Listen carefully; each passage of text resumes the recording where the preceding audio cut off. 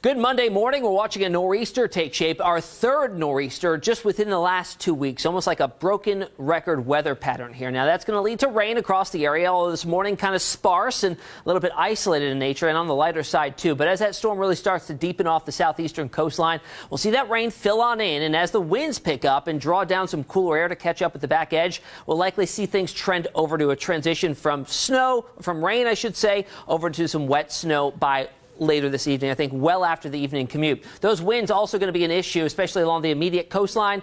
Gusts up to 40 miles per hour this afternoon right into the evening. There's a look of last 3-hour loop here on the radar imagery.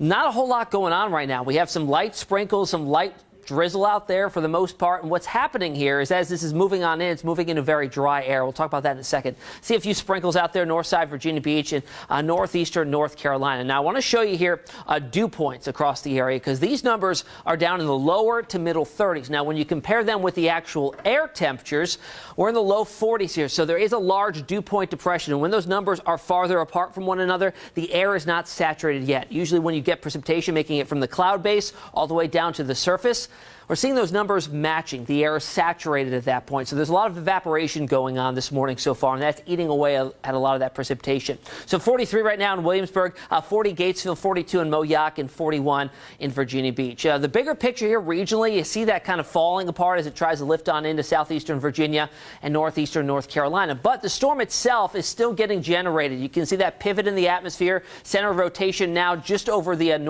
northwestern parts of South Carolina. And as this heads towards the coast here, it's going to encounter the warm Gulf Stream waters and develop quite quickly into a pretty potent nor'easter. Now, ahead of that, we do have some winter weather advisories up, mainly just to our south and off to our west. Currently, there are none in Hampton Roads, the closest being Dare County in North Carolina and parts of the Outer Banks there for some wintry weather later on today and into tonight.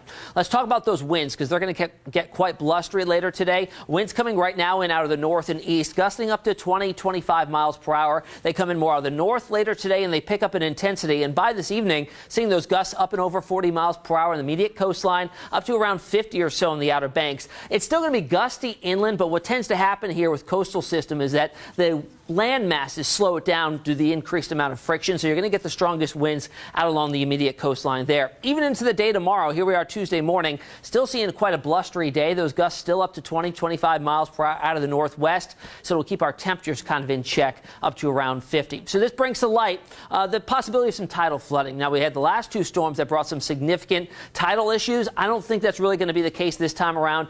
Latest outlook for the Sewell's Point gauge there brings it to maybe nuisance flooding at the high tide cycle on Tuesday. So keep that in mind there if you live in some of those low-lying areas. Here's how it looks on Futurecast. Again, it really starts to fill on in here this afternoon and this evening as the storm starts to take shape, kind of get more dynamics together with it. We'll see some rain heavy at times, especially into that evening commute. Here we are at 5 p.m. We're going to be needing those windshield wipers as you head on back from work and school. And something interesting that happens here by the time we get towards 8, 9 o'clock, you'll notice a lot of heavier precipitation, darker greens, yellows, and oranges, kind of butted up right against some blues and pinks, indicating that transition line.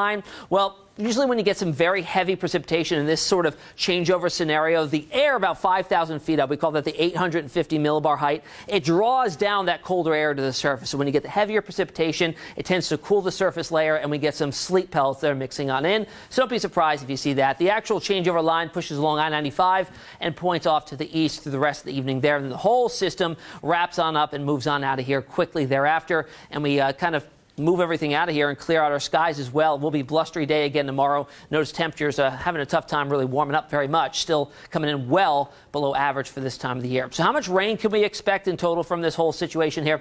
Well, about a ½ an inch. We'll average it out. A little bit less to the north, a little bit more to the south where you could pick up upwards of 3/4 of an inch of some of that rain. Now, as we get in that colder air and the winds shift out of the northwest, drawing down the cooler air, we'll see a changeover. Here's about a timeline when you can expect that. Richmond Metro just west of there, 5 p.m. through Williamsburg, maybe the northwestern parts of the peninsula, 7 p.m. and then everybody else through Hampton Roads, seeing that changeover occurring 8, 9, maybe as late as 9:30 this evening. How much snow? Again, we talked about how this was not going to be a big issue for us in terms of wintry weather. Not expecting anything on the roadways, much too warm, and of course they're wet as well. So this will be grassy and elevated surfaces, and the farther inland you are, greater chances of that. Maybe a coating to 1 inch, and well off to the west here and northwest, we pick up maybe a couple of inches on those grassy surfaces there. So not a huge deal to worry about. about. Just those winter weather advisories now to our south and to our west. We'll have another update later on this evening.